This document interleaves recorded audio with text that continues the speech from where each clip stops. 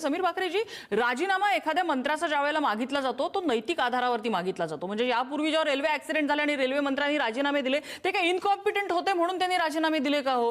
ते नैतिक जबाबदारी घेऊन त्यांनी राजीनामे दिलेले होते। कुठेतरी एक सिस्टीम बदलावी म्हणून हा राजीनामा घेतला गेलेला होता।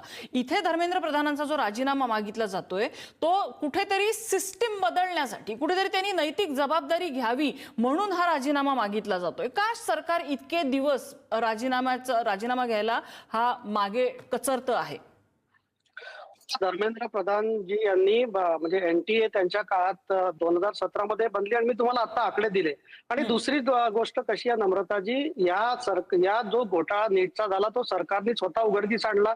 याच्यात काही सरकारचे मंत्री किंवा सरकारचे अधिकारी सामील नव्हते, प्रायव्हेट ट्युशन वाले किंवा प्रोफेसर्स होते। आणि दुसरं इतके जास्ती रिफॉर्म्स एज्युकेशन सेक्टरमध्ये झाले आहे। IIT, IIMs, medical colleges, university दुप्पटच्या वर नरेंद्र मोदीजींनी 10 वर्षात केल्या। एज्युकेशनचं बजेट 8,000 कोटीवरनं 1,38,000 कोटीवर दिलाय। बघा आता जे सीजेपीचे म्हणजे रिप्रेझेंटेटिव्ह, मी त्यांचा सन्मानच आहे, त्यांना हे करतो की विद्यार्थ्यांच्या खऱ्या समस्या ज्या आहेत त्या तुम्ही सरकारसमोर मांडा। सरकार हे फ्लेक्झिबल आहे, सरकार चर्चेला तयार आहे आणि याच्यातनं विद्यार्थ्यांचं भविष्य कसं उज्ज्वल होईल आपल्या सगळ्यांचा हेतू तर तोच आहे ना। राजकारण बाजूला ठेवा आणि विद्यार्थ्यांचं भविष्य कसं चांगलं होऊ शकतं। सीजेपी जे सजेशन देतील, पण एक हट्ट धरून ठेवणं की धर्मेंद्र प्रधान रिझाईन करतील तरच आम्ही चर्चेला येऊ, तर मला असं वाटतं सीजेपी सुद्धा विद्यार्थ्यांचं भविष्य वेठीस धरते।